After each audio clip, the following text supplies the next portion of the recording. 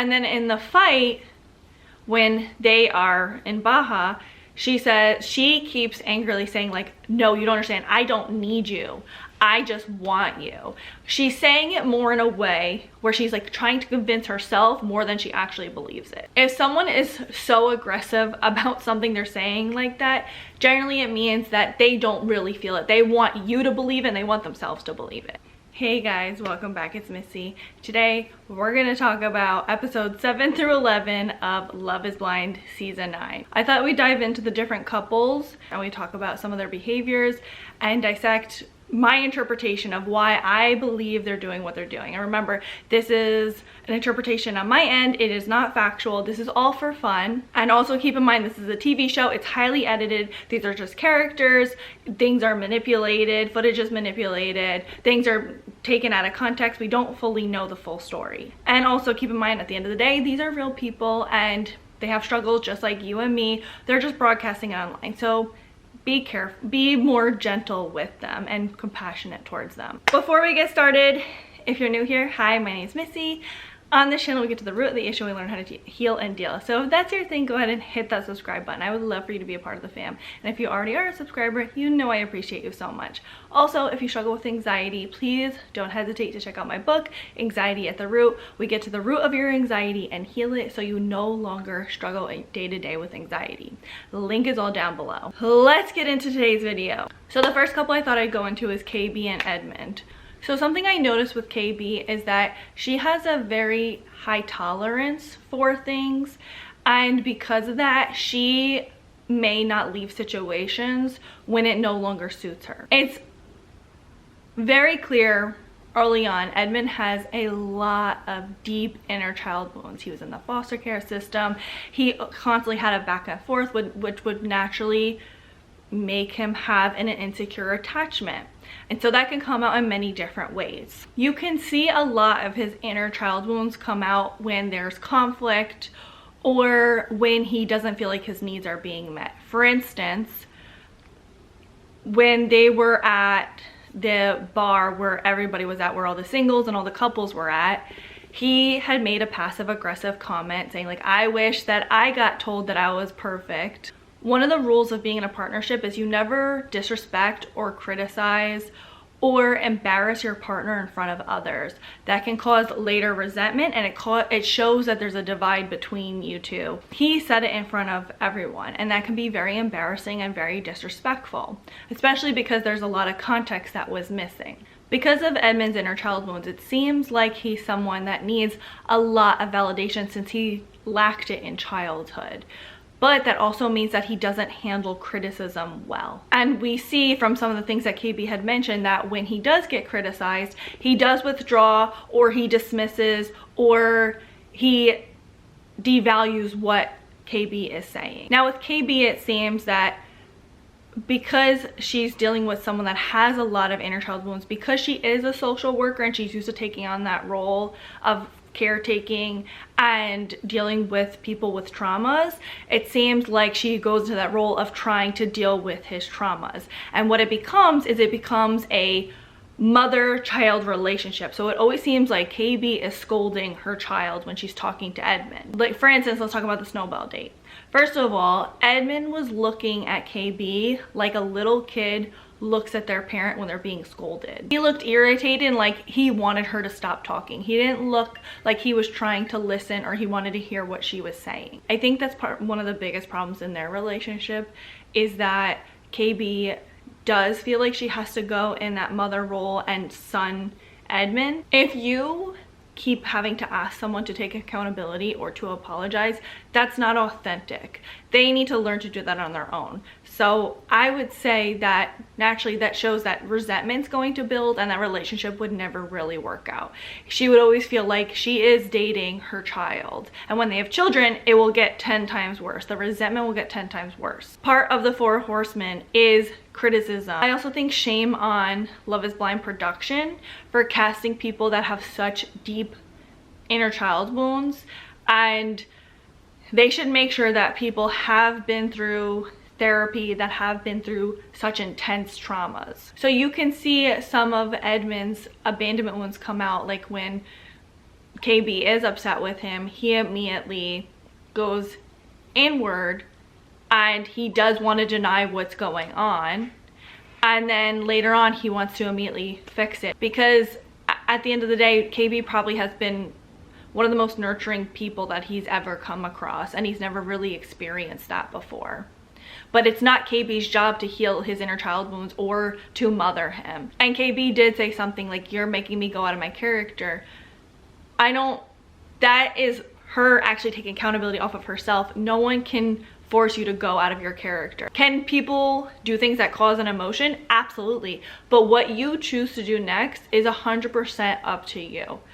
How you deal with your triggers is up to you. So Edmond clearly does trigger KB to do behaviors that she's maybe done in the past, and she's maybe felt like she tried to work on and are really upsetting her. Overall, I don't think that they are going to say yes at the altar, but I really hope they don't say yes at the altar, because Edmond does need a lot of therapy. Next, let's talk Annie and Nick. So I've seen a lot of people being very confused about Annie's behaviors, and it really comes down to she has a really intense insecure attachment, specifically anxious insecure attachment.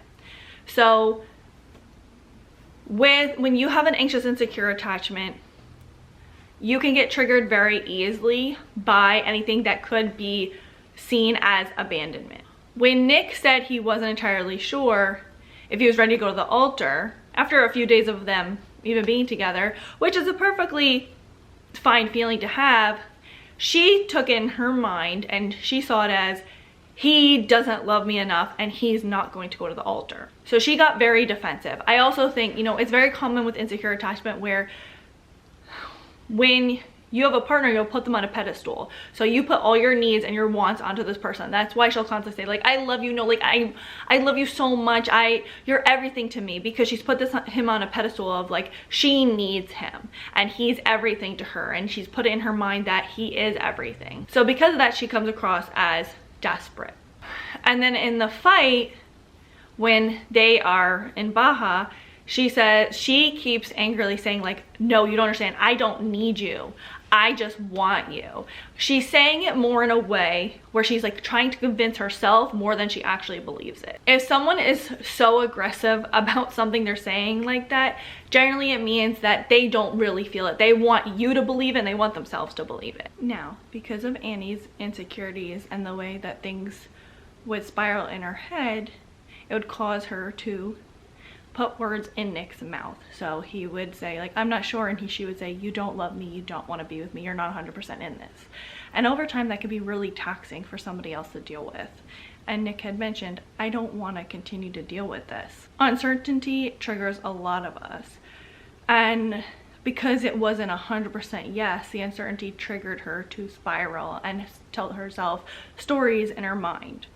On Nick's side, from the very beginning, to me, it always seemed like Nick would say what he thinks he's supposed to say rather than what he actually feels. So like when he would talk to Annie, it was like he was coaching her or saying what he believed was the right thing rather than how he was actually feeling. It seemed kind of like he was a little cold and not as expressive with his feelings.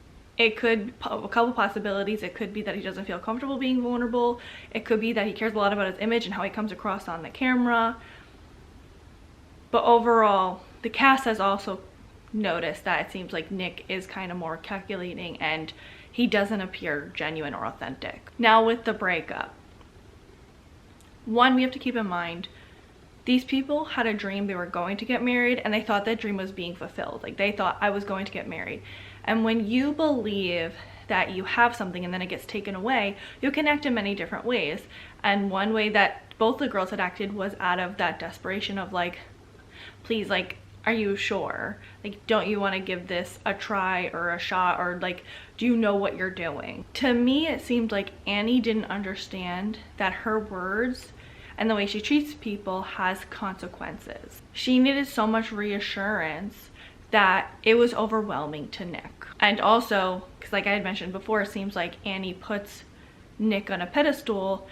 He wasn't actually the person she had imagined in her head. Annie is also someone that needs a lot of work and she needs a lot of help with her triggers and creating false narratives of what's going on. Nick is someone who seems like he needs more help when it comes to being more vulnerable and not being in his head so much and not being so calculated. Let's talk about Anton and Ali. So in my mind, I thought there would be trouble from the moment they had got engaged, because I felt like they didn't go very deep. I know that sounds crazy. You don't really, like, I don't feel like you get to go that deep in 10 days or however long they have to begin with on Love is Blind, but you could tell they really liked the way that things felt, and it was like they went with the fantasy of what felt good when they were talking to each other. It didn't seem like they went too deep into deep topics. Now, as they started dating in the real world, some things have come up, like Anton drinks a lot, which Ali is not very fond of.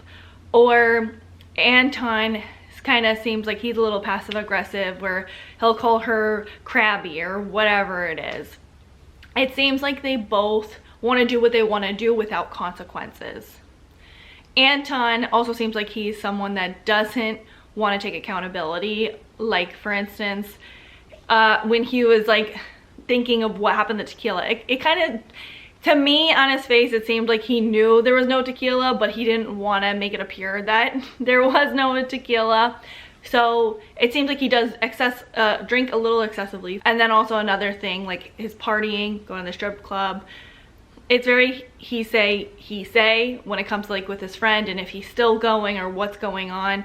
So there's some things that make Ali uncomfortable, and then with Ali, it seems like she doesn't really want to budge on the lifestyle and the idea of the lifestyle that she wants. Like, she wants to be able to get Botox and maybe not get judged for how much it's going to cost, and she still wants to do whatever she wants, even though it could be a struggle for the both of them. Do I think they're gonna say yes at the altar? No, I don't. I think Ali specifically will not say yes at the altar. I also feel like their edit is a little interesting. Like, we don't get to go too in depth with their topics. Like, what happened after what happens after Ali found out about the strip clubs? We didn't see any conversation about that. Just the next scene with them, they were fine.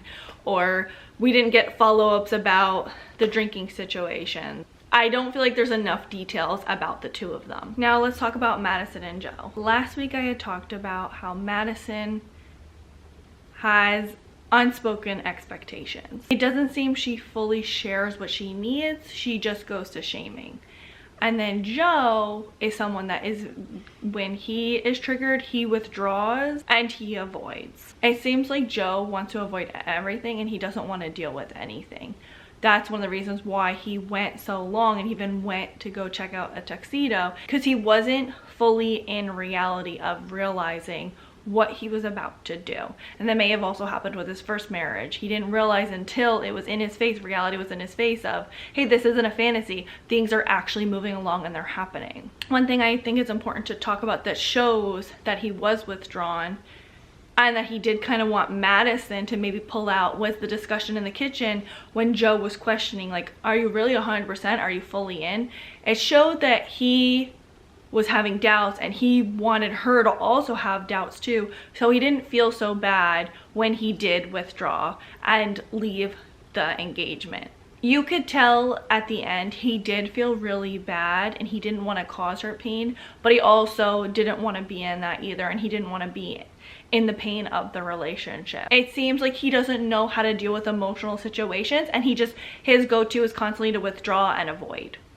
And Madison's go-to is to avoid and to get angry when people don't meet her expectations, but she doesn't fully share what she needs. Also, another thing that was funny is that when he kept poking Madison, like, are you sure, like, you're 100%, like, are there things that bother you? It's funny because Madison had said, well, I forgot exactly what she said, but she basically brought up some things that bother her about Joe, and then Joe got insecure and was like, it's not really that bad, is it? So in the end, with the breakup, it's not surprising that when Joe put the tux on, he was like irritated. It showed this whole time he wasn't fully in it, and reality didn't hit until he put that talks on, I was like, oh, I can't do this. So it's no surprise he avoided, and then he wound up running away. When Madison was asking why he didn't want to be with her, I think he didn't want to admit the reasons why. 1, because he didn't want to deal with her getting upset. 2, he didn't want to deal with the consequences. 3, he didn't want to admit that he wasn't initially attracted to her. He said they made it further in the experiment than they would have in real life. Shows he probably wouldn't have given her a chance to begin with. With Madison, I think that she feels so broken and heartbroken over it is because, like I mentioned with Annie, it's a dream that was just stomped on. It's a broken dream now. Like, she thought that she was gonna finally get married to somebody, and not only that, but when you have health issues, it's relieving when you're like, oh, I'll have someone that will take care of me, and now she has to start all over again.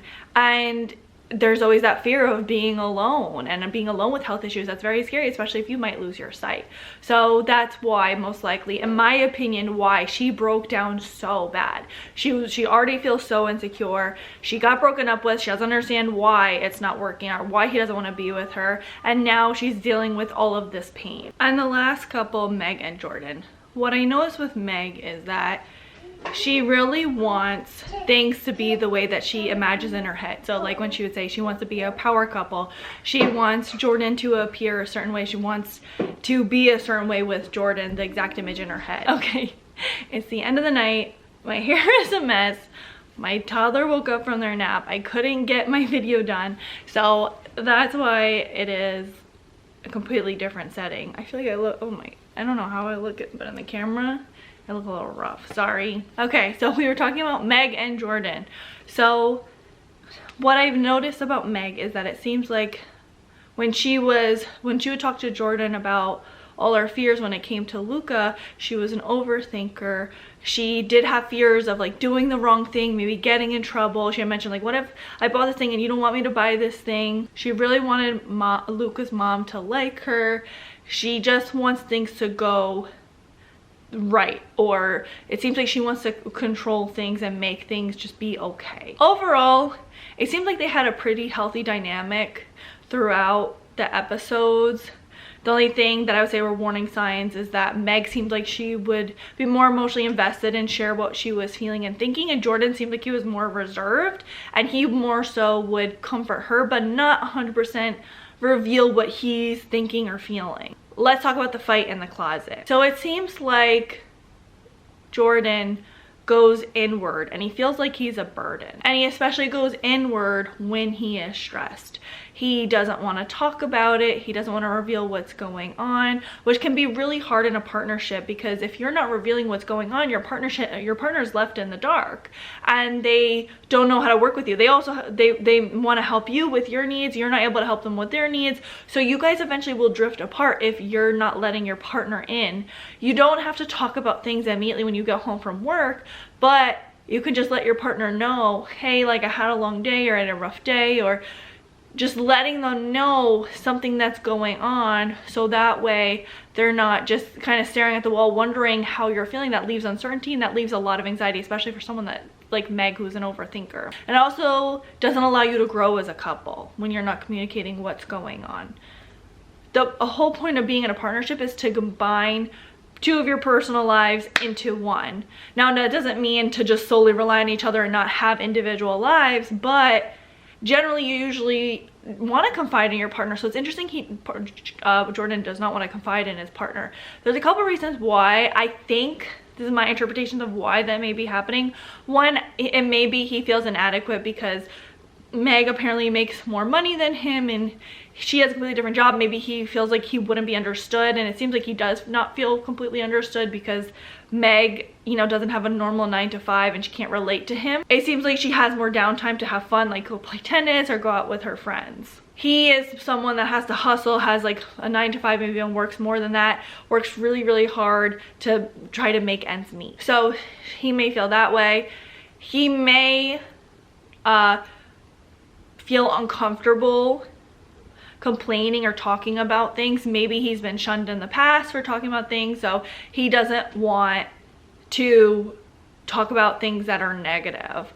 Also, a common pattern I've seen is like the funny person, they try to avoid negativity. They want to just keep things light, and it seems like maybe he likes to keep things light, or he tries to avoid things that make him uncomfortable. It doesn't seem like, it seems like his situation with his son Luca having diabetes is very heavy, and it's very scary, and it's stressful, and he may feel like he always has to be a rock and holds it together, and he doesn't have a healthy outlet to deal with all of these big emotions he has to deal with having a sick son. I think he is unaware of his own needs. I think when someone like who's an overthinker like Meg, there's a room for uncertainty, it causes her to become a little bit more aggressive in her approach to try to get things done and taken care of, because she doesn't want to be sitting there in the dark. And so that's what you see in the closet. She appears to be kind of a little aggressive with like, hey, we're both tired, that's not an excuse. It seems like it was hard for her to be compassionate about the situation. I think overall it was a conversation that needs to happen, but Meg's timing was maybe poor when he was tired, and maybe they could set a better time aside to have those types of conversations. It's like, it's not fair for Jordan to shut her down, but it's not fair for her to aggressively want to have these conversations. There's got to be a happy medium where they can have these conversations, but they both are at emotionally at a place and a time where they can have these conversations. And Jordan is perfectly valid in not wanting to have those conversations when he's tired. I don't think we should have really heated conversations when we're tired or when we're overly emotional. So he just needs time to maybe have some relaxation time, stress-free time, and then maybe he can have those conversations. But completely avoiding conversations is not a good way to approach, rather, to deal with situations in your life. I also don't think they're gonna wind up getting married. Maybe they'll be together later on, but there's definitely things that need to be worked on. Jordan definitely needs to work on his emotional intimacy and learning how to open up and attend to his needs and learn what his needs are. And Meg needs to learn how to take a step back and give Jordan space to be able to do that. So overall, I think this is the first season where nobody's gonna get married. I honestly hope nobody gets married, because nobody's really ready to get married. There's a lot of trauma in this season. There's a lot of trauma in a lot of different seasons, but this one seems to take the cake with trauma. So what do you guys think? Leave it on the comments below, and please don't forget to like, comment, subscribe, and share with someone that you think that would be interested. And definitely let me know in the comments below what you feel about the couples. Also, don't forget to check out my book. Until next time, thanks for watching. Bye guys. I'm not upside down, please. No. Being a working mom, it's tough. So support your local working mom. I'm not even local. I don't know why I said local, but like, if you're a fellow mom, you know what it's like. Today was such a messy day. Ugh, I look like I'm ghost in this lighting right now. Oh, the seal's making an appearance. Hello, seal. How are you?